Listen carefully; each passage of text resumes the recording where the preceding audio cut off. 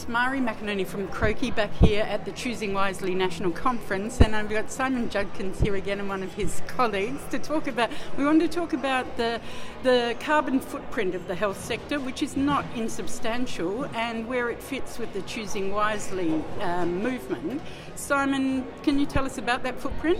Well, we do know from data that has been gathered over a long period of time that the health system contributes anywhere between 7 and 8% of the sort of the national carbon footprint. So an enormous contributor to sort of the increase in carbon emissions, enormous contributor to waste generally.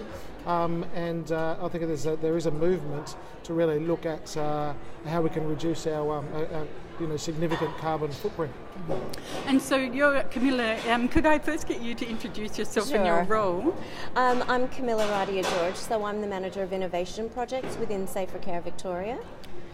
And you're involved in a project at the Austin at the moment? Yes, so the Victorian Health and Human Services Building Authority alongside Safer Care Victoria have funded a piece of work to look at the environmental sustainability of the Choosing Wisely initiative, specifically at the Austin.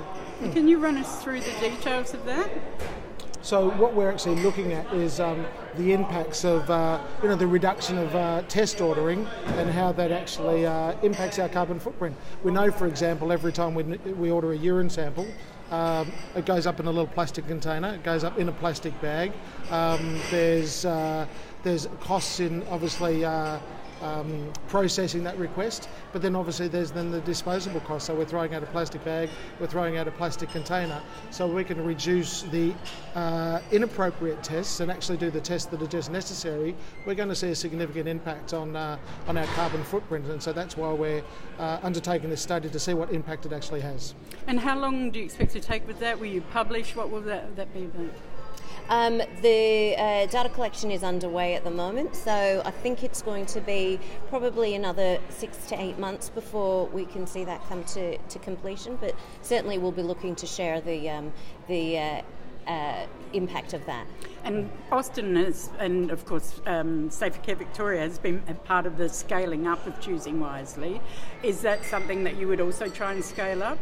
I think it'll be something that we will look at, but if we can look at the results and then anticipate that, imagining that being multiplied 11-fold by all the services that have been involved in the scaling collaborative. I mean, we're looking at making a substantial impact on our carbon emissions, really. And so this also involves Western Health, and we know that there's, the Doctors for the Environment are very much behind this. Dr. Forrest McGain, who's an anaesthetist out at Western Health, has done a lot of work about the impact of, anaesthesia and surgery, for example, on our carbon emissions. So, I think this is the sort of work that will really engage another generation of clinicians.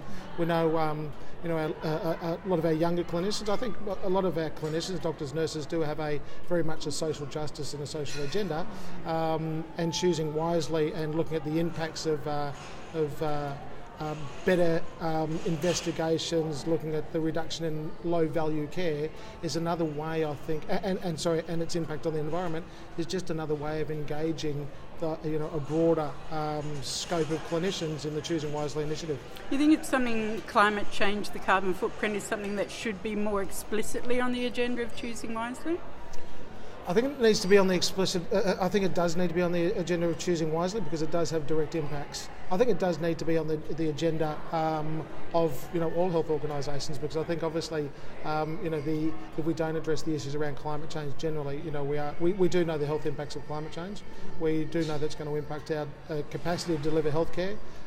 We do know it's going to impact, for example, mental illness, presentations to hospitals.